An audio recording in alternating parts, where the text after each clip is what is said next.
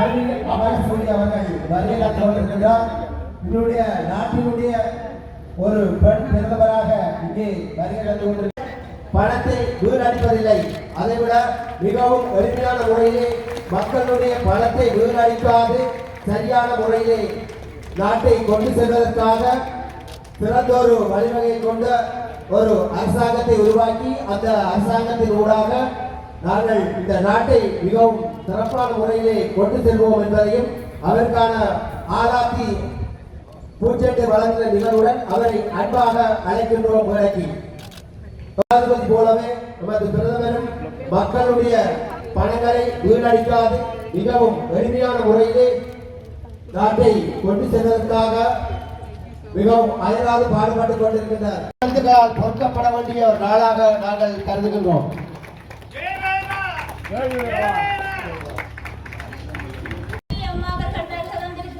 எல்லாருக்கும் நல்ல சந்தோஷமா இருக்கிறேன். கடந்த காலத்துல வந்து நாங்கள் எந்த ஒரு அரசியல்வாதிகளும் இப்படி மக்களோட மக்களா கிட்ட நின்று சந்திச்சிருக்க மாட்டோம். அப்படி இல்லைன்னா நாங்கள் போனில டிவியில தான் பார்த்திருக்கோம். இன்னைக்கு எல்லாரும் மிக்க மகிழ்ச்சியில இருக்கிறோம். மற்றது நாங்கள் அனைவரும் இந்த விமர்சனங்கள் சொன்னதான் இந்த விமர்சனங்களை வந்து தங்குது. அதே போலதான் இந்த என்னுடைய அரசாங்கத்துல வந்து நாங்கள் எடுத்த உடனே எல்லாத்தையும் நிறைய பிரச்சனை இருக்குது. போதையில இருக்கிற கணவன் பிரச்சனையா இருக்கும், பிள்ளைங்க பிரச்சனையா இருக்கும்.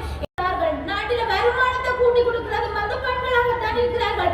அப்படிப்பட்ட பெண்கள் வந்து இன்றைக்கு வெளியில வந்து ஆகவே அந்த நிலை மாற வேண்டும். இனியெல்லாம் கடந்த கால ஆட்சியை விடுங்க, இந்த நிலை மாறி நாய்க்க வேண்டும். நல்லதொரு நாட்டை கட்டியெழுப்ப வேண்டும். நாங்கள் வாக்களிச்ச அனைவருமே ஒரு தேசிய மக்கள் சக்தியோட நிலைத்திருக்க வேண்டும் என்று கூறிக்கொண்டு எனது உரையை நிறைவு செய்கிறேன். நன்றி. எங்களுடைய நாட்டை கொண்டு செல்வதற்காக அந்த லஞ்ச ஊழலற்ற ஒரு நாட்டை உருவாக்கி அழைக்கின்றேன். நமது கடற்தொழில் மற்றும் நீரியல் வள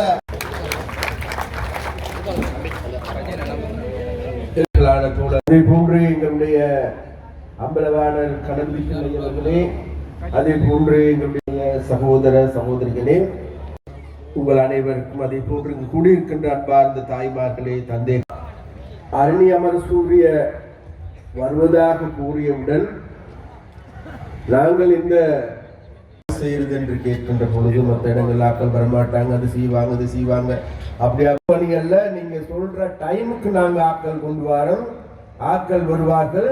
ஏன் கேட்டா வட்டுக்கூட்டை மக்கள் அப்படியாப்பட்ட மக்கள். அதனால நாங்க இன்றைக்கு 15 வருடத்திற்கு முன்பு நேரத்தில் இந்த வட்டுக்கூட்டையில வாழுகின்ற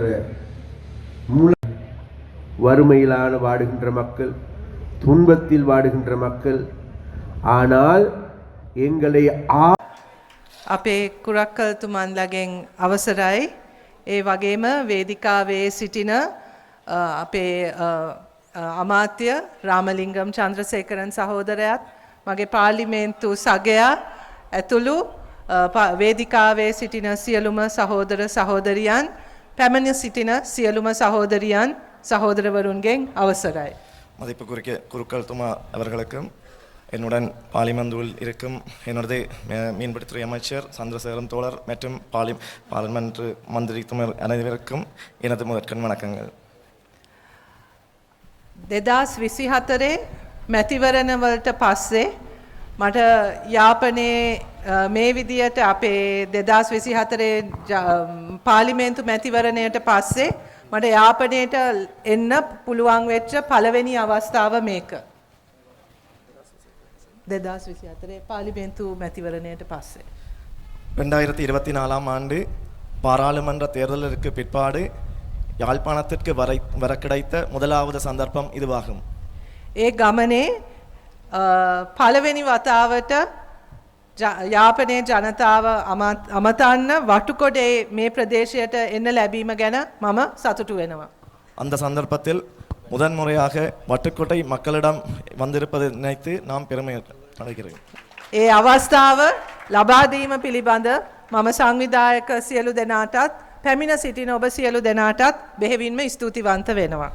இந்த சந்தர்ப்பத்தினை ஏற்படுத்தி தந்த இந்த நிகழ்ச்சி ஒழுங்கமைப்பு குழுவினர் மற்றும் இங்கு வந்திருக்கும் உங்கள் அனைவருக்கும் எனது நன்றியினை தெரிவித்துக் கொள்கின்றேன்.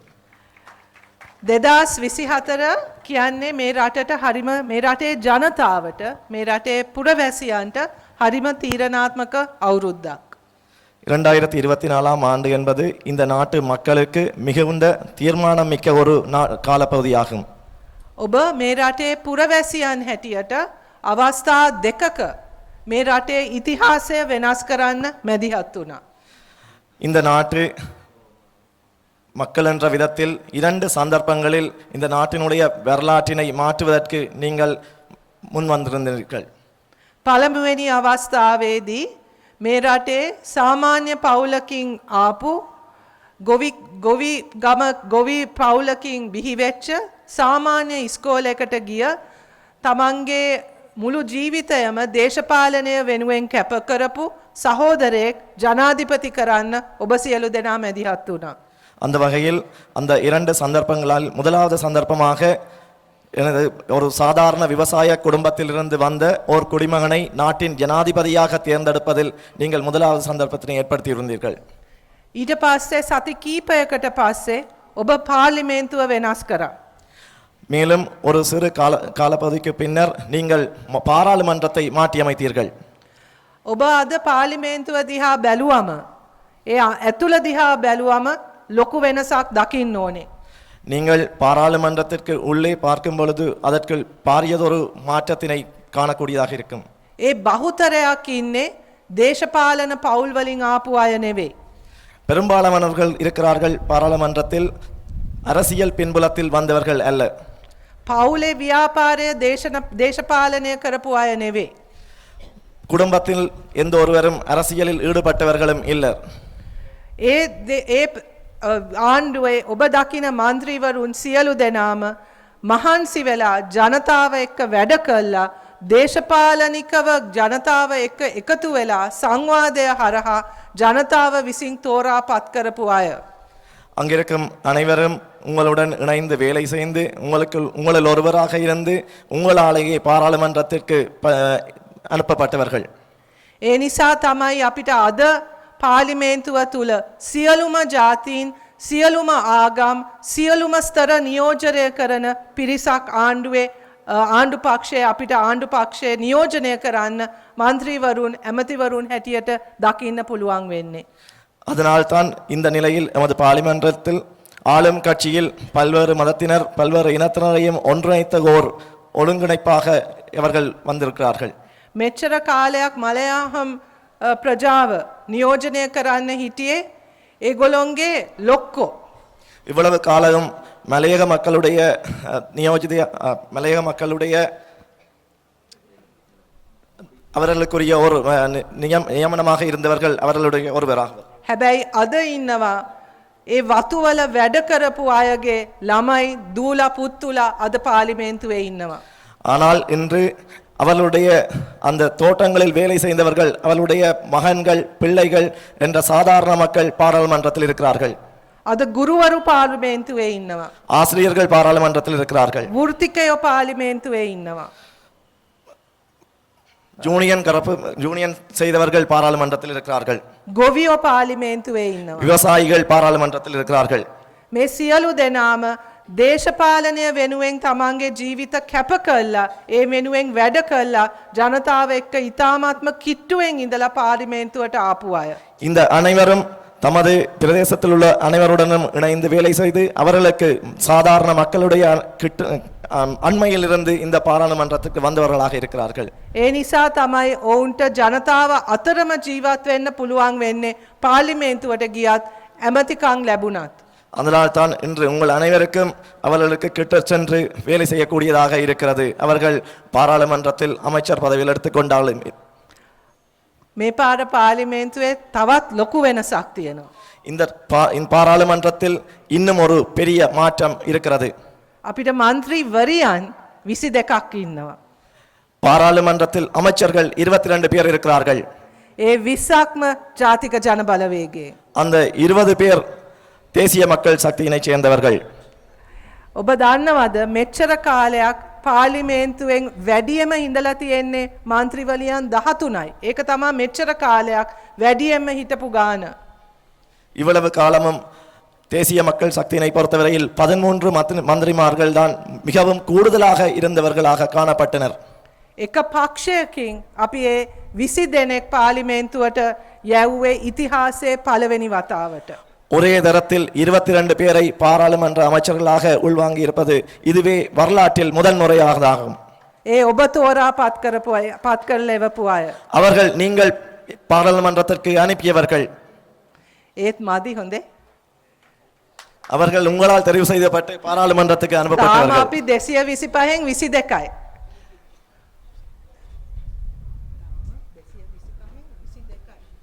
ஆனாலும் 225 பேர்களில் 22 பேர் தான் මදි. இன்னும் குறைவானது அது. අපි කීයක් විතර යවා ගන්න ඕනද හරිනම්? இத்தனை 50ක්වත් ඉන්න ඕනේ. இத்தனை பேரை நாங்கள் அனுப்ப வேண்டும். குறைந்தது 50 பேரையாவது அனுப்ப வேண்டும். ඊළඟ පාර අනිවාර්යයෙන්ම යාපනයේ දිස්ත්‍රික්කෙනුත් එන්න ඕනේ. அடுத்த முறை யாழ்ப்பாணத்திலிருந்தும் ஒருவர் அங்கு வர வேண்டும். නේද? ඒක තමයි අපි උත්සාහ කරන්න ඕනේ. අපි සියලු දෙනාම නියෝජනය වෙන්න ඕනේ පාර්ලිමේන්තුවේ. අපි වගේ අය පාර්ලිමේන්තුවේ ඉන්න ඕනේ. அந்த வகையில் நீங்கள் அனைவரும் இந்த பாராளுமன்றத்தில் இணைந்து கொள்ள வேண்டும். உங்களை மால் இருக்கின்ற அனைத்து சாதாரணமானவர்களும் இந்த அமைச்சர் பதவிகளுக்கு வர வேண்டும். මෙතන තියෙන විවිධත්වය, අපි අතර තියෙන විවිධත්වය පාර්ලිමේන්තුවේ අපිට දකින්න පුළුවන් වෙන්න ඕනේ. இந்த இங்கு காணப்படுகின்ற பல்வகைமையும் பாராளுமன்றத்திலும் நாங்கள் காண வேண்டும். පළවෙනි වතාවට තමයි පළවෙනි වතාවට තමයි අපිට එක පක්ෂයකින් සෑම දිස්ත්‍රික්කයක්ම නියෝජනය කරන සෑම දිස්ත්‍රික්ක 25න් 24ක් දිනලා ආණ්ඩුවක් හදාගන්න පුළුවන් වුණේ. முதலாவது தடவையாக 25 மாவட்டங்களில் 24 மாவட்டங்களை வென்று பாராளுமன்றத்தில் ஆட்சியை அமைக்கக்கூடியதாக இருந்தது. இதுவே வரலாற்றின் முதல் முறையாகும். මොකක්ද ඒකෙන් කියන්නේ? அதன் ஊடாக என்னத்தை சொல்ல முடிகிறது? ඒකෙන් කියන්නේ අපේ රටේ ජනතාව, අපේ රටේ පුරවැසියන් තීරණයක් අරගෙන තියෙන්නේ. அந்த வகையில் எமது நாட்டு மக்கள், எமது நாட்டு குடிமக்கள் இந்த நாட்டிற்கு ஒரு தீர்மானத்தினை எடுத்துக் கொண்டிருந்தார்கள். අවුරුදු 76ක් තිස්සේ කරපු දේශපාලනයට වඩා වෙනස් දේශපාලනයක් අපේ ජනතාව, අපේ පුරවැසියෝ තෝරගත්තා. 76 ஆண்டுகள் எமது நாட்டினை ஆண்டு கொண்டிருந்தவர்களை மாற்றியமைத்து எமது நாட்டு மக்கள், எமது நாட்டு குடிமக்கள் ஓர் புதிய ஒரு மாற்றத்தினை ஏற்படுத்தி இருந்தார்கள். ඒක තමයි ජයග්‍රහණය. அதுதான் இந்த நாட்டினுடைய வெற்றி. ඒක සුවිශේෂී ජයග්‍රහණයක් අපේ රටේ ජනතාව දිනාගත්ත. இந்த நாட்டினுடைய விசேஷமான வெற்றியாக இந்த நாட்டு மக்கள் பெற்றுக்கொண்ட ஓர் முதன்மையான வெற்றியாகும். අපේ ආණ්ඩුව කියන්නේ ඒ මේ රටේ ජනතාව වෙනස් බලාපොරොත්තු ඒ වෙනස නියෝජනය කරන්න ඔබ බලයක් දුන්න පිරිසක්. இந்த நாட்டினுடைய மக்கள் பலத்தினை கொடுத்துள்ள ஓர் ஓர் வேறுபாடான ஒரு நிகழ்வாக இது அமைகின்றது. ඒ කියන්නේ අපිට විශාල වගකීමක් තියෙනවා. அந்த வகையில் நமக்கு நீண்டதோர் பொறுப்பு உள்ளது. ඔබ ඒ තීරණය ගත්තේ ජාතික ජනබලයේ වේගයට ඡන්දය දෙන්න තීරණය ගත්තේ ගොඩක් හිතලා, ගොඩක් කල්පනා කළා, අපි මත විශාල විශ්වාසයක් තියලා. அந்த வகையில் நீங்கள் தேசிய மக்கள் சக்திக்கு வாக்கினை அளித்தது மிகுந்த நீண்ட சிந்தனைக்கு பிறகு எம்முடைய நம்பிக்கை, எம்மீதான நம்பிக்கையினை அடிப்படையில் தான் தேசிய மக்கள் சக்திக்கு நீங்கள் வாக்களித்திருந்தீர்கள். ඒක අපි සියලු දෙනාටම දැනෙනවා. அது எங்கள் அனைவருக்கும் உணரக்கூடியதாக உள்ளது. ඔබ අප මත තබපු විශ්වාසය රකින්න අපි දහස් වාරයක් පොරොන්දු වෙනවා. நீங்கள் எங்களுடன் வைத்துள்ள இந்த நம்பிக்கையை காப்பாற்றுவதற்கு நாங்கள் 1000 தடவைக்கு மேல் ஒப்புக்கொள்ளுகிறோம். ඒ පොරොන්දුව තමයි අපිට බලයේ ඉන්න තියෙන වරම. இந்த ஒப்புதல் தான் எமது பலத்தினை வைத்துக் கொண்டிருக்கக்கூடிய ஒரு வரமாகும். ඒ විශ්වාසය තමයි අපි ජනතාව විසින් පත් කරපු, ජනතාව විසින් රැකෙන ආණ්ඩුවක්. அந்த நம்பிக்கை தான் எமது அரசாங்கமானது மக்களுக்கான ஓர் அரசாங்கம், மக்களுக்காக வேலை செய்கின்ற அரசாங்கம் என்கின்ற ஒரு நம்பிக்கையாகும். එතකොට අපේ සංවාදය අපි වග කියන්නේ ඔබ සියලු දෙනාට. அந்த வகையில் எங்களுடைய தொடர்பாளர், எங்களுடைய உரிமைகள் பொறுப்பு உணர்வுகள் அனைத்தும் உங்கள் அனைவருக்காகவும். ඒ ඔබ අප මත තබපු විශ්වාසයේ තවත් ලොකු අර්ථයක් තියෙනවා. நீங்கள் எங்களுடன் வைத்துள்ள இந்த நம்பிக்கையில் மிகப்பெரியதோர் அர்த்தம் அடங்கியுள்ளது. ඒ අර්ථය තමයි අපි නිදහස ලබලා අවුරුදු 77ක් ඉවර වුණාට පස්සෙත් අපිට ලබා ගන්න බැරි වෙච්ච ජාතික සමගිය මේ වතාවවත් අපි ලබා ගන්න ඕනේ කියන එක. அந்த விசுவாசம்தான் இந்த நாட்டு மக்கள் எம்மிடம் வைத்துள்ள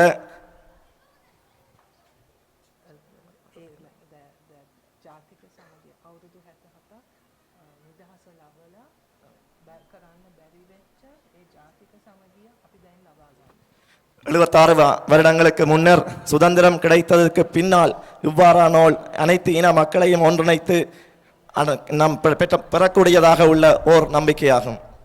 ඔබ දන්නවා අපේ රටේ ලොකු විශාල විවිධත්වයක් තියෙනවා. உங்களுக்கு தெரியும் எங்களது நாட்டில் பல்வேறு பல்வகைமை உள்ளது. අද මෙතන අපි ඒ දැකපු ඒ නර්තනයත් ඒ විවිධත්වයේ කොටසක්. அந்த வகையில் நாம் இன்று காணக்கூடியதாக இருந்த இந்த நடனமானது இந்த பல்வகைமையில் ஒன்று. මෙතන මේ තියෙන කෝවිලත් අපේ විවිධත්වයේ සංකේතයක්. அந்த வகையில் இங்கு உள்ள இந்த கோவிலும் எமது பல்வகைமையில் ஒன்று. මේ වටපිටාව තුලත් අපි කොළඹ ඉඳලා යාපනයට එනකොට වෙනස්. පරිසරය වෙනස්. ගස් කොළන් වෙනස්. මේ සියල්ලම වෙනස්. அந்த வகையில் நான் கொழும்பிலிருந்து இங்கு வரும்பொழுது இங்கு உள்ள சூழல் வேறுபாடானது, இங்குள்ள மக்கள் வேறுபாடாக காணக்கூடியது, இங்குள்ள மரங்கள் செடிகள் கொடிகள் அனைத்தும் வேறுபாடாக உள்ளது. අපි කන ආහාරවල වෙනසක් තියෙනවා. ඒ වෙනස දැනෙනවා දිවට. இங்கு நாங்கள் உண்ணும் உணவில் வித்தியாசமான ஒரு ருசியினை உணர்ந்து கொள்கின்றோம். හැබැයි ඒ විවිධත්වය තමයි අපේ රට ලස්සන කරන්නේ. அந்த பல்வகைமைதான் எமது நாட்டினை அழகுபடுத்துகின்றது. පැයක් දෙකක් අපි වාහනයක යනකොට අපිට මේ රටේ තියෙන ඒ විවිධත්වය විඳින්න පුළුවන්. அந்த வகையில் 2 மணித்தியாலங்கள் வாகனத்தில் பயணம் செய்கின்ற பொழுது இந்த நாட்டில் காணப்படுகின்ற இந்த பல்வகைமையினை நாம் அனுபவிக்க கூடியதாக உள்ளது. ඒක තමයි අපේ රටේ වාසනාව. அதுதான் இந்த நாட்டினுடைய அதிர்ஷ்டமானது. ඒක තමයි අපේ රටේ විශේෂත්වය. அதுதான் இந்த நாட்டினுடைய விசேஷமான அம்சங்களில் ஒன்று. හැබැයි ඒ විවිධත්වය නිසා අපි අතර බෙදීම් තියෙන්න බෑ. ஆனால் இந்த பல்வகைமையின் அடிப்படையில் எம்மை பிரித்து ஆள முடியாது. අසමානකම් තියෙන්න බෑ.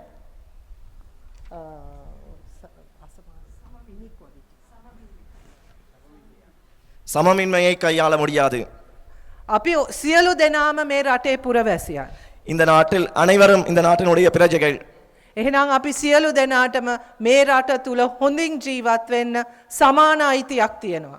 இந்த நாட்டில் உள்ள அனைத்து மக்களுக்கும் இந்த நாட்டில் சிறப்பாக வாழ்வதற்கான சம உரிமைகள் வேண்டும். මේ රට තුල ආරක්ෂිතව ජීවත් වෙන්න අපි සියලු දෙනාටම සමාන අයිතියක් තියෙනවා. இந்த நாட்டில் பாதுகாப்புடன் வாழ்வதற்கான சம உரிமைகள் அனைத்து நாட்டு மக்களுக்கும் காணப்படுகின்றது. අපේ භාෂාව කතා කරන්න අපි සියලු දෙනාටම සමාන අයිතියක් තියෙනවා. எங்களுடைய மொழியினை கதைப்பதற்கு எமது நாட்டு மக்கள் அனைவருக்கும் உரிமைகள் காணப்படுகின்றது. අපි කැමති ආගමක් අදහන්න අපි සියලු දෙනාටම සමාන අයිතියක් තියෙනවා.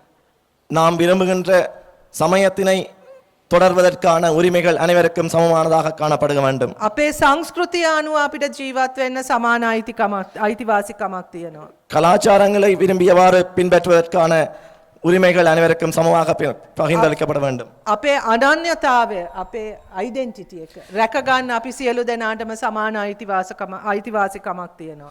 எங்களுடைய அடையாளங்களை பேணுவதற்கு சகலருக்கும் சமமான உரிமைகள் பகிர்ந்தளிக்கப்பட வேண்டும்.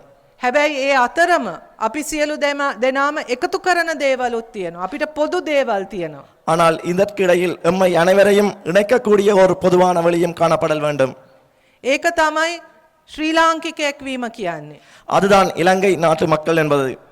ඒක තමයි අපි කවුරුවත් පිටරට ගියාම වුණත් අපි පිටරට ගියා නිවාඩුවකට ගියත් රැකියාවකට ගියත් අපි ශ්‍රී ලාංකික දෙයක් හොයාගෙන යනවා. நாங்கள் வெளிநாடுகளில் இருக்கும் பொழுது இலங்கையர்கள் என்ற முறையில் அவர்களை எமது இலங்கை சகோதரர்களை காணும் பொழுது அவர்களை நாங்கள் தேடி போகின்றோம். නේද? ටික කාලයක් එහෙ හිටියම තෝස එකක් කන්න ආසාව වෙනව නේද? වඩ එකක් කන්න ආසාවක් එනව නේද? පොල් සම්බල් ටිකක් කන්න ආසාව එනව නේද? කොච්චර එහෙ මොන රස කෑම තිබ්බත්. சில நாட்கள் வெளிநாடுகளில் இருக்கும் பொழுது எமக்கு தோசை சாப்பிட வேண்டிய ஓர் ஆசை வருகிறது, சம்பல் சாப்பிட வேண்டியது ஒரு ஆசை வருகிறது. අපේ මුහුදේ හුළඟ විඳින්න මේ රස්නේ දැනෙන්න අපිට ආසාවක් එනවා. இந்த நாட்டில் உள்ள கடல்களில் உள்ள அந்த சுவாசத்தினை ஏற்படுத்துவதற்கும் உணர்ந்து கொள்வதற்கும் இதனுடைய இந்த வெப்பத்தினை உணர்ந்து கொள்வதற்குமான ஓர் ஆசை வருகின்றது. මොකෝ මොනවා වුණත් අපිට මොන ප්‍රශ්න තිබ්බත් මොනවා තිබ්බත් මේ අපේ ගෙදර. இது எங்களிடம் என்ன பிரச்சனை இருந்தாலும் என்ன வேறுபாடு இருந்தாலும் இது எங்களுடைய வீடு, අපි හැමෝගෙම ගෙදර. இது எங்களுடன் அனைவருடைய வீடும். ප්‍රශ්න තියෙනවා.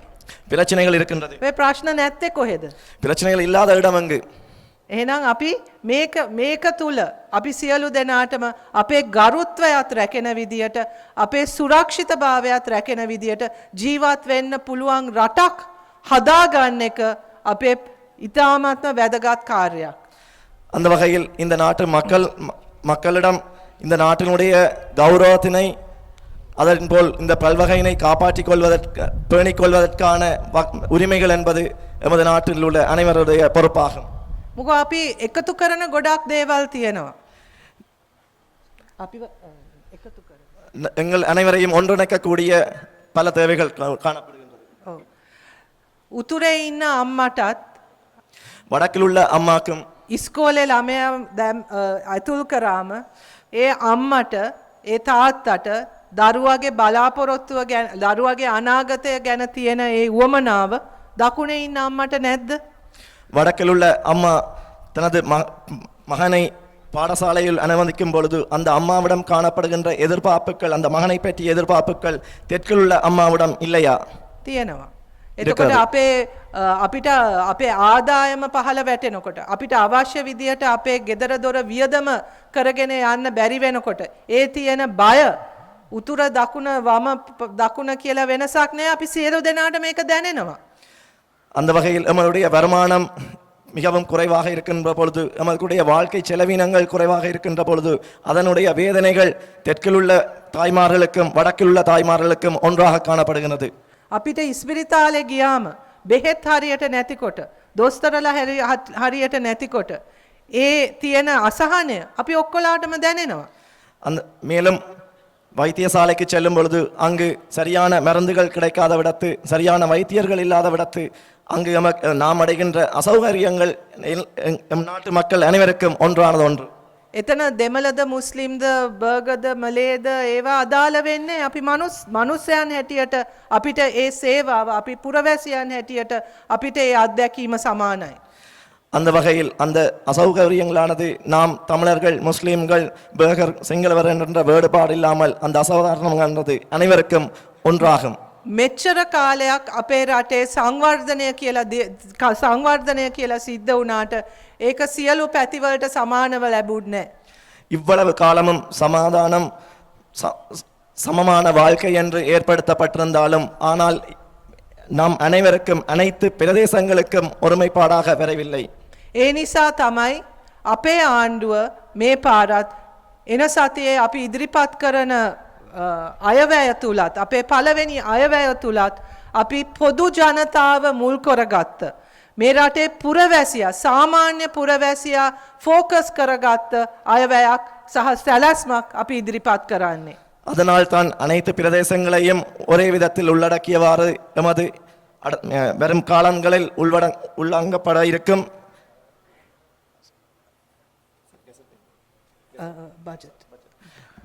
உள்வாங்கப்பட இருக்கும் பட்ஜெட்டில் அனைவருக்குமான சாதாரண மக்களுக்கான அனைத்து உரிமைகளையும் அனைத்து தேவைகளையும் உள்வாங்கிய கூடியவாறு பட்ஜெட்டினை வெளிப்படுத்த இருக்கின்றோம். ඉතින් ඒ නිසා තමයි අපි ආපු මුල් දවසේ ඉඳලම මේ රටේ තිබ්බ විශාල ඒ ආර්ථික අපහසුතාවය තිබ්බත් ජනතාවට අවශ්‍ය වන දේවල් ලබා දෙන්න අපි උත්සාහ කරේ. இந்த நாட்டில் பல்வேறு விதமான பொருளாதார பிரச்சனைகள் இருந்தாலும் கூட சாதாரண மக்களுக்கான தீர்வுகளை, சாதாரண மக்களுக்கான வாழ்க்கை செலவினங்களை ஈடுகட்டக்கூடிய மாதிரியான பட்ஜெட் ஒன்றினை நாம் முன்மொழிவதற்கு தயாராக இருக்கின்றோம். අද අපිට පුළුවන් වෙලා තියෙනවා ගොවියට විකුණන්න සාධාරණ මිලක් ස්ථිරවම ලබා දෙන්න. இன்று எமக்கு முடியக்கூடியதாக உள்ளது விவசாயத்தில் நெல் உற்பத்திகளுக்கான விலையினை சாதாரணமான விலையில் பேணுவதற்கு ඒ වගේම හාල් ගන්න. ඒ කියන්නේ පාරිභෝගිකයට කන්සියුමට සාධාරණ මිලකට හාල් ලබා ගන්නත් අපි මිලක් නියම කරලා තියෙනවා. அந்த வகையில் அனைத்து மக்களுக்கும் அரிசியினை ஒரே மாதிரியான விலையில் பெற்றுக்கொள்வதற்கான விலை நிர்ணயத்தினையும் நாம் ஏற்படுத்தியுள்ளோம். ගොවියටත් සාධාරණයක් පාරිභෝගිකයටත් සාධාරණයක්.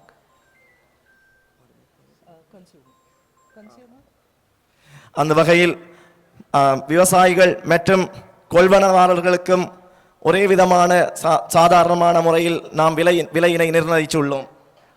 මේ වෙනකොට රජයේ වී ගබඩාවලට ගොවියෝ දැන් හාල් දෙන්න පටන් අරගෙන තියෙනවා.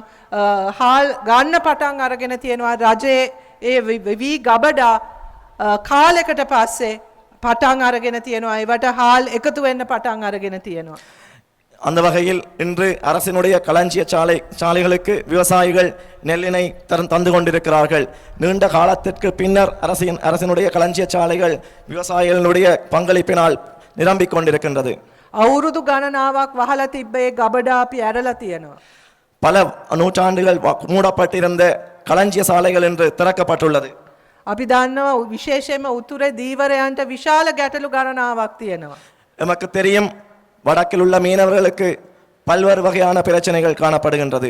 ඔවුන්ගේ සම්ප්‍රදායික ඒ රැකියාව කරගෙන යන්න විවිධ බාධා විශේෂයෙන්ම ඉන්දියාවෙන් එන දීවරයන්ගෙන් ඒගොල්ලන්ට විශාල තර්ජන ගණනාවක් තියෙනවා. அந்த வகையில் நமது மீனவர்கள் தம்முடைய வாழ்வாதார தொழிலினை தமது சமூகத்திற்கு ஏற்றவாறு අපේ දීවරයන්ගේ අයිතිවාසික அந்த வகையில் எமது நாட்டு மீனவர்களுடைய வாழ்வாதார பிரச்சனைகள் நீண்ட பிரச்சனைகளுக்கு முகம் கொடுத்துக் கொண்டிருக்கிறார்கள். இந்திய மீனவர்கள் அதனுடைய பல தாக்கங்களை ஏற்படுத்தி கொண்டிருக்கிறார்கள். அது நமக்கு தெரியும். අපේ දීවරයන්ගේ අයිතිවාසිකම වෙනුවෙන් ඒක රැක ගැනීම වෙනුවෙන් අපේ ආණ්ඩුව පෙනී ඉන්නවා. இந்த நாட்டு மீனவர்களுடைய உரிமைகளுக்காகவும் அவர்களுடைய தொழிலினை சிறப்பாக செய்து கொண்டு செல்வதற்காகவும் எமது நாட்டு அனைத்து பிரஜைகளுக்காகவும் நாங்கள் முன்னிற்கின்றோம். ඒ වගේම තමයි අපේ තරුණ තරුණියන්ට අපේ කාන්තාවන්ට රැකියා අවස්ථා අවශ්‍යයි. அந்த வகையில் எமது பிள்ளைகள் மற்றும் பெண்களுக்கு அவர்களுக்கான தொழில்கள் மிக முக்கியமாகின்றது. ඒ නිසා තමයි සෑම ප්‍රදේශයකම ව්‍යවසාය entrepreneurship ස්වයං රැකියා අවස්ථා ඇති වෙන්න අපි ඒ ස්වයං රැකියා කරගෙන යන්න ව්‍යවසායකයන් බිහි කරන්න අවශ්‍ය ඒ අවශ්‍ය ක්‍රියාකාරීත්වය අපි ආරම්භ කරන්න යන්නේ. அந்த வகையில் அனைத்து பிரதேசத்து மக்களுக்காகவும் அவர்களால் சுயமாக தமது தொழிலினை செய்து கொண்டு செல்லக்கூடியவாறு எமதான திட்டங்களை நாம் வகுக்க உள்ளோம். මේ සියල්ලම කරන්නේ ජනතාවගේ ආර්ථික තත්ත්වය ඉහළ නංවන්න. இவை அனைத்தையும் நாம் செய்வது எமது நாட்டு மக்களுடைய பொருளாதாரத்தை மேம்படுத்துவதற்காக. ප්‍රශ්න තියෙනවා තාම. பிரச்சனைகள் இருக்கின்றதுதான். බඩු මිල වැඩි. பொருட்களுடைய விலைகள் அதிகமானது. තාම ආදායම අපිට කැමති තැනට නැහැ. இன்னும் எமது வருமானம் நாம் விரும்புகின்ற இடத்தில் இல்லை. හැබැයි මේවා විසඳන්න තමයි අපි ඉතාමත්ම ක්‍රමානුකූලව අඩියෙන් අඩියට හරි තීරණය ගන්නේ. அவற்றை நிவர்த்தி செய்வதற்காகத்தான் நாம் படிப்படியாக மிக முக்கியமான தீர்மானங்களை எடுத்துக்கொண்டிருக்கின்றோம். ඒ ආර්ථිකය හදන්න අපි කළා තියෙන ප්‍රධාන වැඩක් තමයි මෙතෙක් කල් සිද්ධ වෙච්ච නාස්තියයි දූෂණයයි නැති කළා තියෙනවා. இந்த பொருளாதாரத்தை சிறந்த முறையில் மேம்படுத்துவதற்காகத்தான் இவ்வளவு காலமும் இடம்பெற்ற ஊழல்கள் மற்றும் අද අමාත්‍යාංශ තියෙන්නේ 24යි. அந்த வகையில் ஊழல்கள் மற்றும் முறைகேடுகளை நாம் முடிவுறுத்துவதற்கு முயற்சி செய்து கொண்டிருக்கின்றோம். අද අමාත්‍යාංශ තියෙන්නේ 24යි. இன்று அமைச்சு 24 அமைச்சர்கள் காணப்படுகின்றது. ஜனாதிபதி அமதி மண்டல 21යි. ஜனாதிபதிக்கு உடைய காரியாலயங்கள் 21. ඉස්සර කොහමද? முன்னர் எவ்வாறு இருந்தது? 70 100ක් හිටියා. முன்னர் 70 100 150 என்று பலது காணப்பட்டது. මම අධ්‍යාපන භාර ඇමති. நான் இன்று கல்வி அமைச்சர். එතකොට අධ්‍යාපනය උසස් අධ්‍යාපන වෘත්ති අමාත්‍යාංශය ඒ තුනම එකම අමාත්‍යාංශය. இன்று என்னிடம் கல்வி அமைச்சு உயர்கல்வி அமைச்சு தொழிற்கல்வி அமைச்சு அனைத்திற்கும் நானே பொறுப்பான அமைச்சர்கள் இருக்கின்றேன். මමයි නියෝජ්‍ය ඇමතිවරු දෙන්නයි. நானும் பிரதி அமைச்சர்கள் இருவரும். ඉස්සර අමාත්‍යංශ 4ක් තිබ්බා. முன்னர் 4 அமைச்சு பதவிகள் காணப்பட்டது. එහෙම තමයි මේවා බෙදාගත්තේ. அந்த மாதிரிதான் முன்னர் இவ்வாறு பிரித்து கொண்டனர். අධ්‍යාපනයි රෝඩ් ඩිවලොප්මන්ට් රෝඩ් ඩිවලොප්මන්ට්ුයි එකට තිබ්බ කාලෙකුත් තිබ්බා. கல்வி அமைச்சும் வீதி அமைச்சும் ஒன்றாக இருந்த காலமும் இருந்தது. කොහෙද අපේ කෘෂිකර්ම අමාත්‍යාංශයේ ඉඩම් එක තැනක, වැවිලි තව තැනක, වැව් ප්‍රතිසංස්කරණ තව තැනක ඔව ඔක්කොම බෙදිලා තිබ්බා. நமது விவசாய அமைச்சின் கீழ் குள நிர்மாணம் மற்றும் அது சம்பந்தப்பட்ட வேறு வேறு அமைச்சுக்கள் வேறு வேறு காணப்பட்டது. කිතුල් වවන්න එක අමාත්‍යාංශයයි, කිතුල් විකුණන්න තව අමාත්‍යාංශයයි, කිතුල් ගැන පරිශන කරන්න තව තැනක්. கித்துள் உற்பத்தியாக்குவதற்கு ஒரு அமைச்சு, கித்துள் பானை விற்பனை செய்வதற்கு இன்னொரு அமைச்சு,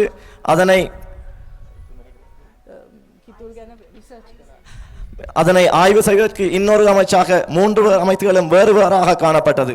ඔහොම බෙදාගෙන තමයි තිබ්බේ.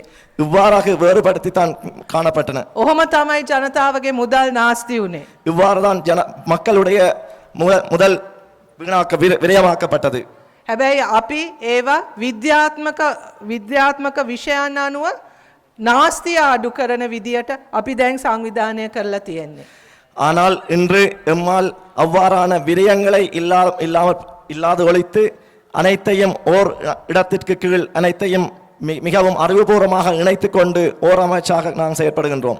දේශපාලඥයන් නිසා මහජන නියෝජිතයන් නිසා මේ රට නාස්ති කරපු, මේ රට දූෂණය කරපු ඒ යුගය අපි අවසන් කරලා තියෙන්නේ. ඒකට ආයිත් අවස්ථාවක් දෙන්නේ. அந்த வகையில் இந்த நாட்டினை அழித்த, இந்த நாட்டினை விரயமாக்கிய இன்னொரு யுகத்திற்கு நாம் இடமளிக்க மாட்டோம்.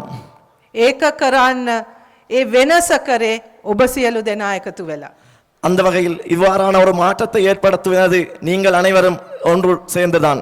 ඒ නිසා තමයි මම කියන්නේ ඒ 2024 ඒ වෙනසට සහභාගී වෙච්ච ඔබ සියලු දෙනා මේ රටේ ඉතිහාසය වෙනස් කරපු පුරවැසියෝ. அந்த வகையில் 2024ஆம் ஆண்டு இந்த மாற்றத்தினை கொண்டு வந்த நீங்கள் அனைவரும் தான் இந்த நாட்டினுடைய வரலாற்றினை மாற்றி அமைத்த குடிமக்கள் என்பதனை மறக்க வேண்டாம். කවදා හරි ඉතිහාසයේ ඉගෙන ගන්නකොට ඔබේ මුණුපුරාලා, ඔබේ මිනිපිරියලා ඒගොල්ලෝ ඉගෙන ගනි 2024 මේ රටේ පුරවැසියන් එකතු වෙලා මේ රට වෙනස් කරන්න මැදිහත් වුණ විදිය ගැන පොත්වල ලියවෙලා තියෙයි. இப்போ இந்த ஒரு காலத்திலாவது உங்களுடைய பேரன் பேத்திகள் இந்த நாட்டினுடைய வரலாற்றினை படிக்கும் பொழுது இந்த நாட்டினுடைய வரலாற்று மாற்றமடைந்த இந்த சந்தர்ப்பத்தினை பற்றியும் படித்துக் கொண்டிருப்பார்கள் அவர்களது புத்தகங்களில். ඒ පොත්වල ලියවෙන්නේ ලොක්කන්ගේ ඉතිහාසය නෙවෙයි, මේ රටේ පුරවැසියන්ගේ ඉතිහාසය. அந்த புத்தகங்களில் இடம்பெறுவது இந்த நாட்டினுடைய மூத்தவர்கள், இந்த நாட்டினுடைய பெரியவர்களுடைய பெரும் தலைவர்களுடைய அல்ல, உங்களுடைய வரலாறுகள். තවත් විශේෂ දෙයක් තියෙනවා. මේ රටේ ජනතාවගේ ලොකු ඉල්ලීමක් තියෙනවා ආරක්ෂිතව ජීවත් වෙන්න. இந்த நாட்டு மக்களுடைய மிக முக்கியமான வேண்டுகோள் உள்ளது பாதுகாப்பாக வாழ்வது தொடர்பாக. ඉස්සර අපේ රටේ කියනවා තරුණ ගැහණුවෙක් කෙනෙක්ට මේ දෙවුන්දර තුඩුවේ ඉඳන් පේදුරු තුඩුවට තනියෙන් ඇවිදින්න පුළුවන් කියලා කිසිම ප්‍රශ්නයක් නැතුව. එහෙම කියලා තියෙනව නේද? முன்னர் நமது நாட்டில் தெய்வேந்திர முனையிலிருந்து பரத்துறை முனை வரைக்கும் இளம் பெண் ஒருவருக்கு தனியே வந்து செல்லக்கூடிய ஒரு பாதுகாப்பான யுகம் காணப்பட்டது என்று சொல்லுவார்கள் தானே. හැබැයි අද දෙවුන්දර තුඩුවේ ඉඳන් පේදුරු තුඩුවට කෙසේ වෙතත් අතන ඉඳන් මෙතනට ඇවිදින්න පුළුවන් ද මන් දන්නේ ආරක්ෂිතව. ஆனால் இன்று அந்த இடத்திலிருந்து இந்த இடத்திற்கு ஒரு இளம் பெண்ணால் தனியால் நடந்து செல்லக்கூடிய ஒரு பாதுகாப்பு இருக்குதா என்று எனக்கு தெரியவில்லை. නේද? ගැහණු හැටියට අපි බස් එකක ගියත්, කෝච්චියක ගියත්, පාරේ බැහැලා ඇවිදත්, සමහර වෙලාවට ගෙවල් වල වුණත්, අපි වැඩ කරන තැන් වුණත් අපේ ආරක්ෂාව සහතික වෙලා නැහැ. இந்த வகை இன்று பெண்களுடைய பாதுகாப்பானது பஸ்களில் செல்லும் பொழுதோ அல்லது புகையிரதனங்களில் செல்லும் பொழுதோ அல்லது வீடுகளில் தனியாக இருக்கும் பொழுதோ அந்த பாதுகாப்பு இருக்கும் என்றது எனக்கு சொல்ல தெரியவில்லை. මේක වෙනස් වෙන්න ඕනේ. இது மாற்றமடைய வேண்டும். නැවත වතාවක් දෙවුන්දර තුඩුවේ ඉඳන් පේදුරු තුඩුවටත් පේදුරු තුඩුවේ ඉඳන් දෙවුන්දරටත් ආරක්ෂිතව අපිට ඇවිදින්න පුළුවන් ඒ යුගයක් අපි නැවත ආත්පත් කරගන්න ඕනේ. மீண்டும் தெய்வேந்திர முனையிலிருந்து பரத்துறை முனை வரைக்கும் பரத்துறை முனையிலிருந்து தெய்வேந்திர முனை வரைக்கும் இளம் பெண்கள் பாதுகாப்பு செல்லக்கூடிய ஓர் யுகத்தினை நாம் ஏற்படுத்த வேண்டும். නේද? ඒකට ප්‍රධාන දෙයක් තමයි නීතිය හරියට ක්‍රියාත්මක වෙන්න ඕනේ. அந்த வகையில் அதற்கான முதன்மையானதுதான் நீதியினை நிலைநாட்ட வேண்டும். ලොකු පොඩි සියලු දෙනාටමත් දේශපාලන බලය තියෙන ඒගොල්ලන්ටත් දේශපාලන බලය නැති ඒගොල්ලන්ටත් නීතිය එකයි. பெரியவர்கள் சிறியவர்கள் அரசியல் அதிகாரம் பெற்றவர்கள் பெறாதவர்கள் அனைவருக்கும் நீதியானது ஒரே விதத்தில் காணப்பட வேண்டும். නීතිය ඉදිරියේ සියලු දෙනා සමානයි. நீதிக்கு முன்னர் அனைவரும் சமமானவர்கள். ඒ සංස්කෘතිය අපි නැවත ඇති කරමින් යන්නේ. அந்த ஒரு யுகத்தினை நாம் மீண்டும் ஏற்படுத்தி கொண்டு வருகின்றோம். මේ ඉන්න අද මේ වටේ ඉන්න පොලිස් මහත්තුරුන්ගෙන් අහන්න ඒගොල්ලන්ට දැන් පාර්ලිමේන්තු මන්ත්‍රීවරුන්ගෙන් ඇමතිවරුන්ගෙන් කෝල් එනවද කියලා අලයව නිදහස් කරන්න මෙයාව මෙහෙම කරන්න එහෙම කියලා අණ දෙනවද කියලා අහන්න බලන්න පොඩ්ඩක් ඔය අනේන ගමන් ඒගොල්ලෝ එක කතා කරලා இந்த பிரதேசத்தில் உள்ள அனைத்து போலீஸ் பாதுகாப்பில் உள்ள அனைவரிடம் கேட்டு பாருங்கள். இன்று எவராவது அரசியல் பலமிட்டவர்களை விடுதலை செய்யவும் அவர்களை பாதுகாக்கவும் என்று சொல்லி ஏதாவது தொலைபேசி கோள்கள் மூலம் அழுத்தங்கள் ஏற்படுத்தப்படுகின்றனவா என்று. ඒ යුගය අපි අවසන් කරලා තියෙන්නේ. அந்த யுகத்தினை நாங்கள் இன்று முடிவுறுத்தியுள்ளோம்.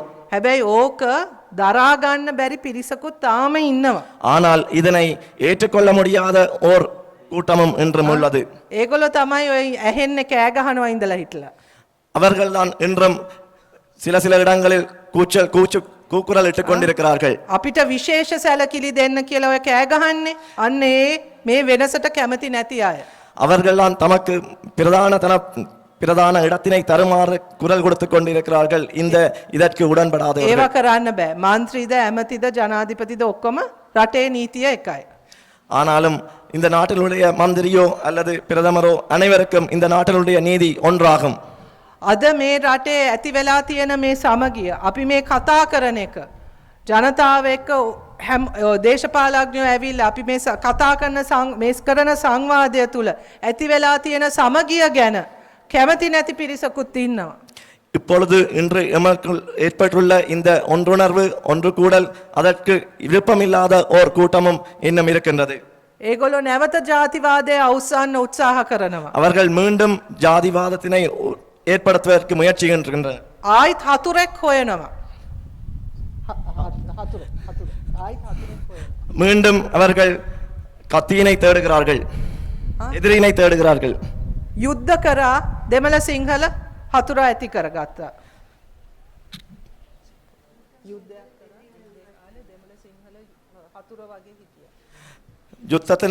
யுத்த காலத்தில் தமிழர்கள் சிங்களவர்கள் என்ற ஓர் எதிரித்துவத்தில் இருந்தார்கள். ඒතර යුද්ධේ ඉවර වුණාම ආයිත් මුස්ලිම් අය අල්ලගත්තා. එතකොට වඳ කොත්තු වඳ ඇඳුම් නේ මොනවද කිව්වේ නැත්තේ මුස්ලිම් ජනතාව ඉලක්ක කරගෙන එතන ප්‍රශ්න ඇති කරන්න හැදුවා.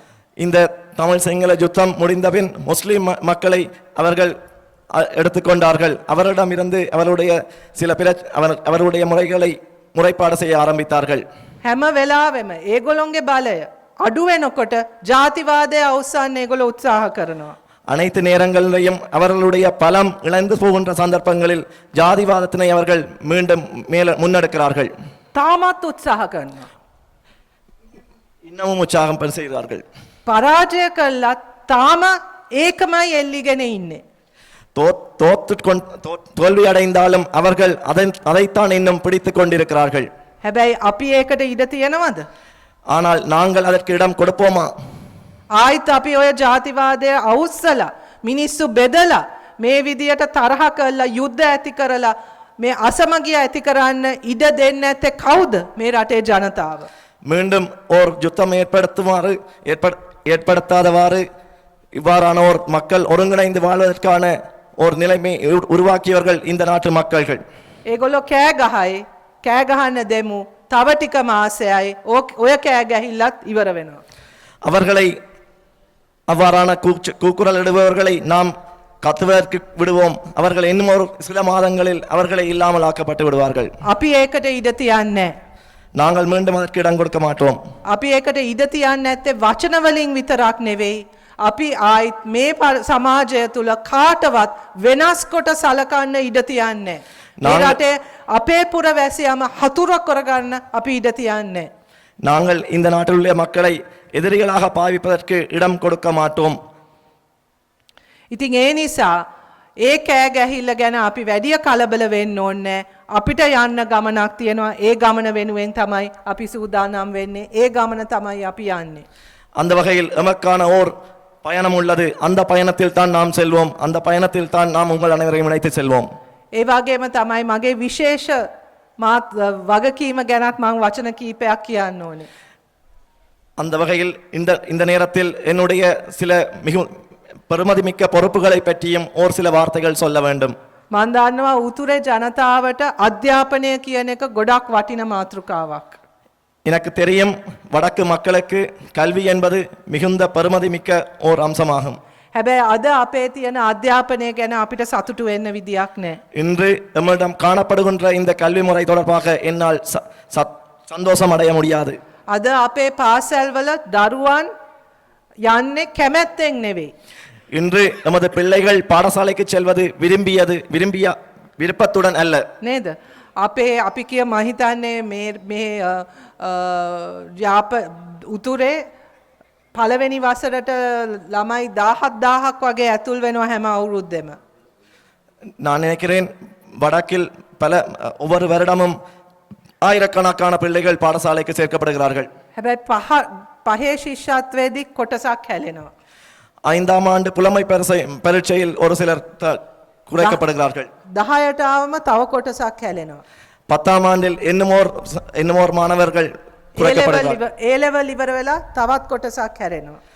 A level முடிந்த பின் மீண்டும் ஒரு மாணவர்கள் கீழிறக்கப்படுகிறார்கள்.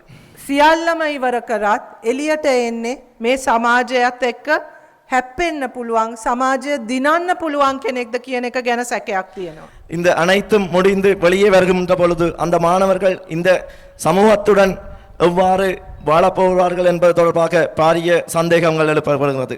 ඒ නිසා අපි මේ පවතින මේ අධ්‍යාපන ක්‍රමය වෙනස් කරන්න ඕනේ. அதனால் இவ்வாறு தற்போது காணப்படுகின்ற இந்த கல்வி முறையினை வேறுபடுத்துவதற்கு நாம் முயற்சிக்கின்றோம்.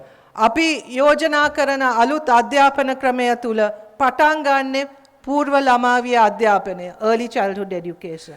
நாம் எமது கல்வி முறைமைக்குள் ப்ரீ ஸ்கூல் எஜுகேஷன் கல்வி முறைமையினை நாம் உள்ளடக்கின்றோம். එතන ඉඳන් පටන් අරගෙන අවුරුදු 13ක අධ්‍යාපනය දෙනවා. ப்ரீ ஸ்கூல்ல இருந்து ஆரம்பித்து 13 வருடங்களுக்கு அந்த கல்வி முறைமையை நாம் முன்னெடுக்கின்றோம்.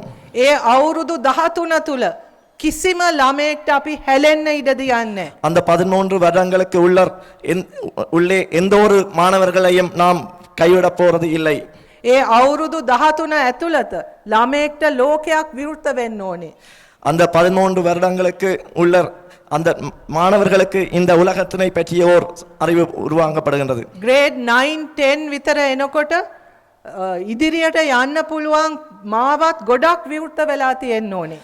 9ஆம் ஆண்டு 10ஆம் ஆண்டுகளுக்கு வரும்பொழுது அந்த மாணவர்களுடைய எதிர்காலத்திற்கு செல்வதற்கான பல வழிகள் பாதைகள் திறக்கப்பட வேண்டும். අද අපේ ළමයින්ට පාසලට ඇතුළු වුණාම එහෙම පාරවල් පේන්නේ නැහැ. එක්ක දොස්තර කෙනෙක් වෙන්න ඕනේ නැත්නම් ගෙදර ඉන්න ඕනේ.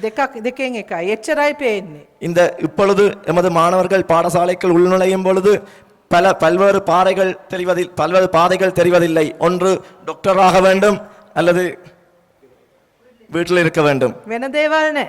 එක්ක ත්‍රිවිල් එකක් එලවන්න ඕනේ. அல்லது එලවනවා නැත්නම් දොස්තර. ඔය දෙක තමයි තියෙන්නේ. අතරමැද මුකුත් නැහැ. ஒன்று டாக்டராக வேண்டும் அல்லது முச்சக்கர வண்டி ஓட்ட வேண்டும். அதற்கு இடையில் எதுவும் இல்லை. හැබැයි එහෙම නෙවෙයි. දියුණු සමාජයක් තුල ඊට වඩා ගොඩක් අවස්ථා හැදෙන්න ඕනේ. සමාජයක් තුල ඒ වෘත්තීන් ගොඩක් තියෙන්නත් ඕනේ. வெற்றி பெற்ற சமூகத்திற்கு உள்ளர் அவ்வாறாக இருக்க முடியாது. அந்த மாணவர்களுக்குரிய பல்வேறு பாதைகள் காணப்படல் வேண்டும். දොස්තරත් ඉන්න ඕනේ, ඉංජිනියර්ත් ඉන්න ඕනේ, ලෝයර්ත් ඉන්න ඕනේ, වඩුවත් ඉන්න ඕනේ, ගොවියත් ඉන්න ඕනේ, දීවර මුහුදේ යන එක්කිනත් ඉන්න ඕනේ, ගුරුවරයාත් ඉන්න ඕනේ නේද? නගර අලංකාර කරන අයත් ඉන්න ඕනේ, හාමුදුරුවොත් ඉන්න ඕනේ, කුරක්කල්තුමත් ඉන්න ඕනේ, හැමෝම ඉන්න ඕනේ, ආටිස්ටුත් ඉන්න ඕනේ, දාර්ශනිකයත් ඉන්න ඕනේ, ඔබේ ඔක්කොම ඉන්න ඕනේ. வெற்றி பெற்ற சமூகத்துக்குள் உள்ளே டாக்டர்கள் மட்டுமல்ல, இன்ஜினியர்கள் இருக்க வேண்டும், எமது குருக்கள் கௌரவ குருக்கள் துமார்கள் இருக்க வேண்டும், எமது ஆசிரியர்கள் இருக்க வேண்டும், விவசாயிகள் இருக்க வேண்டும், மீன்பிடி மக்கள் இருக்க வேண்டும், போன்ற சமூக அனைவரும் இதற்குள் இருக்க வேண்டும். හැම දෙනාටම තැනක් තියෙන සමාජයක් අපි හදන්න ඕනේ. அனைவருக்கும் ஓர் இடம் இருக்கக்கூடிய ஓர் சமூகத்தை நாம் கட்டியெழுப்ப வேண்டும். මොන වෘත්තිය කරත් වටිනාකමක් ලැබෙන ඒ වෘත්තිය හරහා දියුණු වෙන්න පුළුවන් සමාජයක් අපි හදන්න ඕනේ. எந்த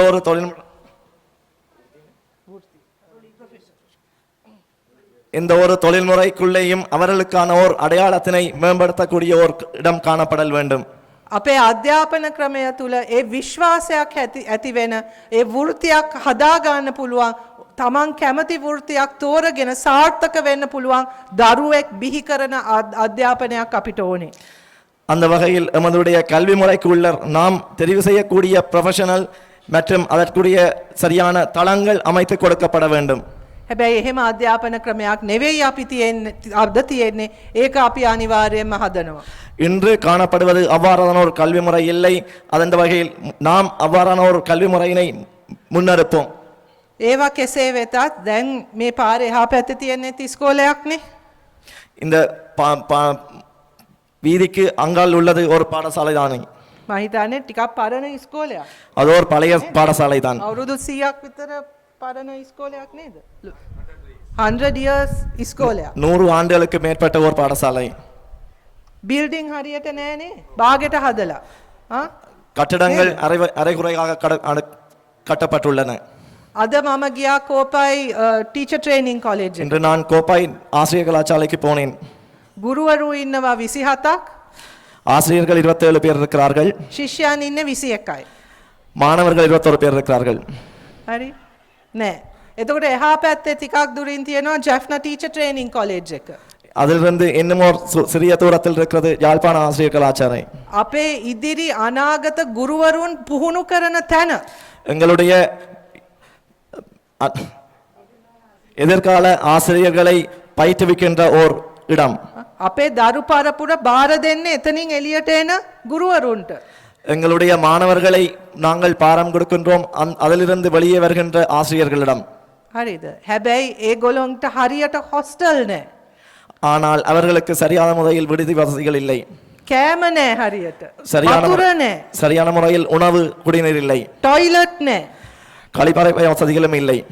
එහෙම තියාගෙන ගුරුවරයෙක් අපිට පුහුණු කරන්න පුළුවන්. அவ்வாறு வைத்துக்கொண்டு எமது ஆசிரியர்களை பயிற்றுவிக்க முடியுமா? හරි. මේ අධ්‍යාපන ක්‍රමයේ ඒකේ ප්‍රධානම චරිතය කවුද? ගුරුවරයා.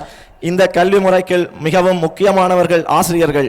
එහෙනම් ගුරුවරයාට හොඳ පුහුණුවක් දෙන්න නැතුව, ගුරුවරයාට හොඳ වැටුපක් දෙන්න නැතුව, ගුරුවරයාගේ වෘත්තීයකම රැක ගන්න පුළුවන් විදිහේ ක්‍රමවේදයක් නැතුව අපිට අධ්‍යාපනය කවදාකවත් හදන්න පුළුවන්ද?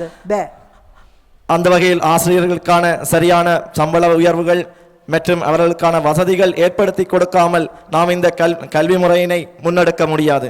ඒ නිසා තමයි අපේ අධ්‍යාපන ප්‍රතිසංස්කරණවල ගුරුවරුන්, විදුහල්පතිවරුන්, පාසල් පරිපාලකයන් මේ සියලු දෙනාම නගා සිටුවන ඒගොල්ලොන්ව ශක්තිමත් කරන ක්‍රමවේදයක් අපි හඳුන්වලා දෙන්නේ.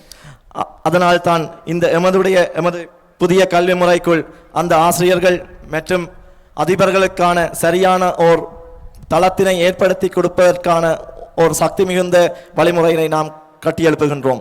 ලෝකේ හොඳම කරිකියුලම් අපි හදලා වැඩක් නෑ.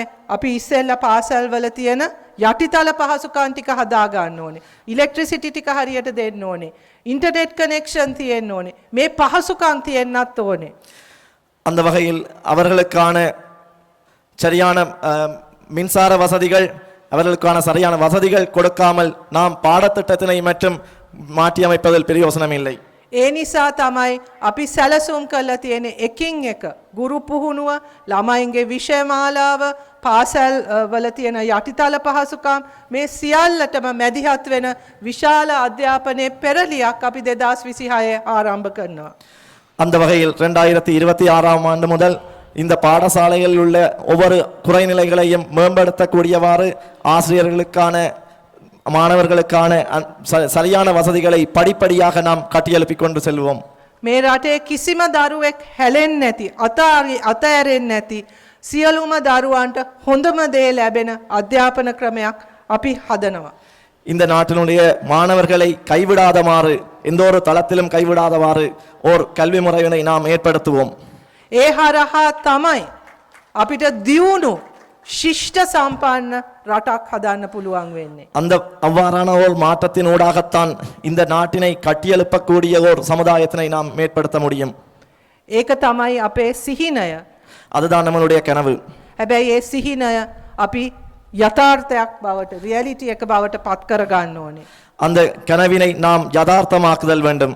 ඒ සඳහා අපි සියලු දෙනා එකතු වෙලා වැඩ කරන්න ඕනේ. அந்த வகையில் நாம் அனைவரும் இணைந்து செயலாற்றல் வேண்டும். අපි ඉල්ලා සිටින්නේ මෙතන ගුරුවරු ඇති, විදුහල්පතිවරු ඇති, අධ්‍යාපන පරිපාලඥයෝ ඇති, දෙමව්පියෝ ඇති. අපි සියලු දෙනා එකතු වෙලා මේ අධ්‍යාපන ක්‍රමය හදන්න. අපි අවුරුදු 5ක් වැඩ කරොත් අපිට මේක හදන්න පුළුවන්. நாங்கள் 5 வருடம் தொடர்ச்சியாக வேலை செய்தால் இந்த கல்வி முறையினை நாம் மேலும் கட்டியெழுப்ப முடியும். இங்கு ஆசிரியர்கள் இருப்பார்கள், மாணவர்கள் இருப்பார்கள், பெற்றோர்கள் இருப்பார்கள். நாம் அனைவரும் இணைந்து இவ்வாறான கல்வி முறையினை கட்டியெழுப்பதற்கு செயலாற்றுவோம். අපි හිතනවා අපි අධ්‍යාපනය හැදුවොත් රට හැදෙනවා. நாம் எதிர்பார்க்கின்றோம் இந்த கல்வி முறைமையினை சீர்படுத்தி எடுத்தால் இந்த நாட்டினை முன்னேற்ற முடியும் என்று. එකඟයි නේද? சம்மதிக்கிறீர்கள் தானே? නේ? එහෙනම් අපි මේක කොහොම හරි කරමු. நாங்கள் இதனை எப்படியாவது செய்து முடிப்போம். ඉතින් ඒ සඳහා අපි සියලු දෙනා එකතු වෙලා වැඩ කරමු. මේ රටේ තියෙන මේ ප්‍රශ්න එකින් එක අපි විසඳමු. අපි ඒ සඳහා මහන්සි වෙලා කැප වෙනවා ආණ්ඩුවක් ඇටියට. අපි ඔබත් සමග මතක තියාගන්න. අපි වග කියන්නේ ඔබට. ඔබ තමයි අවසාන තීන්දුව දෙන්නේ. ඔබේ එකඟතාවයත් ඔබේ සහභාගීත්වයත් එක්ක අපි මේ රට එකතු වෙලා හදමු. நாங்கள் இந்த நாட்டினை நாம் அந்த வகையில் இந்த நாட்டினை அனைவரும் இணைந்து கட்டியெழுப்புவதற்காக பொறுப்பினை நாங்கள் எடுக்கின்றோம். எங்களுடைய வகையில் நீங்கள் எடுக்கிறீர்கள். நாம் அனைவரும் இணைந்து இந்த நாட்டினை முன்னேற்றமான பாதையில் முன்னெடுப்பதற்கான ஒரு இணைவினை ஏற்படுத்திக் கொள்வோம். ඒ සඳහා ඔබ සියලු දෙනාටම ශක්තිය ධෛර්යය ලැබේවා. அதற்காக எமது அனைவருக்கும் சக்தியும் தைரியமும் கிடைத்தல் வேண்டும். මට මේ අවස්ථාව ලබා දීම පිළිබඳව ඔබ සමග කතා කරන්න, ඒ අවස්ථාව ලබා දීම පිළිබඳව මම නැවත වතාවක් ස්තුතිවන්ත වෙනවා. உங்களுடன் இவ்வாறு கதைப்பதற்கான இந்த சூழலை ஏற்படுத்தி தந்ததற்காக மீண்டும் ஒரு முறை நான் இதற்கு நன்றி கூறிக்கொள்கின்றேன். ඔබ සියලු දෙනාටම ජය වේවා. නන්දි. உங்கள் அனைவருக்கும் வெற்றி உண்டாகட்டும். මොකද?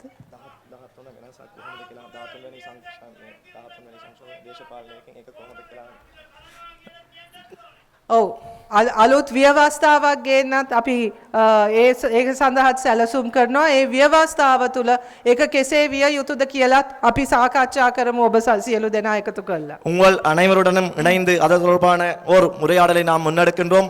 எமது புதிய அரசியல் யாப்பினை ஏற்படுத்துவதற்கு முதல் உங்கள் அனைவருடன் இணைந்து அந்த உற்சாகத்தினை முன்னெடுப்போம். බොහොම ස්තුතියි.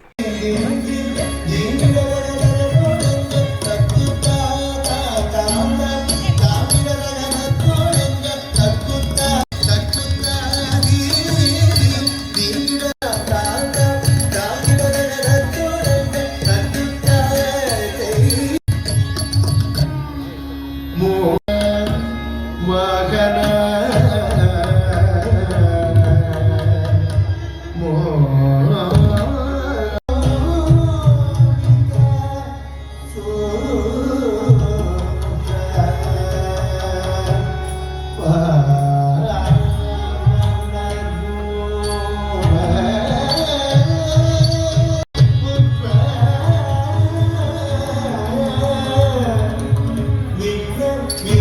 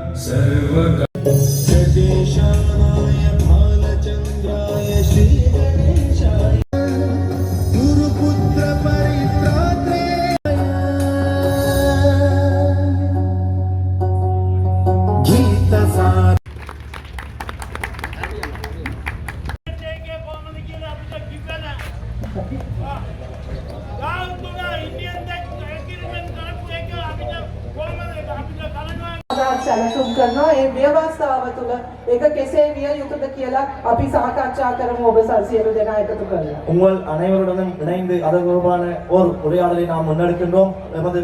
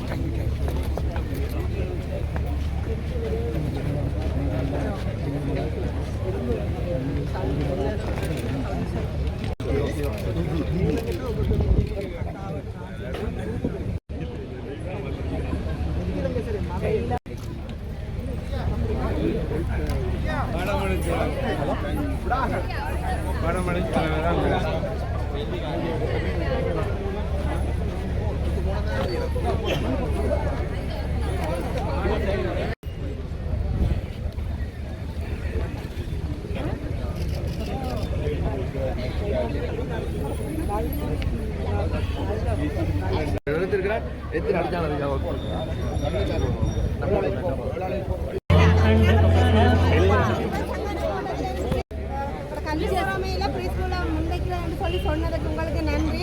இதை நடைமுறைப்படுத்தணும் என்று அன்பாக வேண்டிக் கொள்கிறோம்.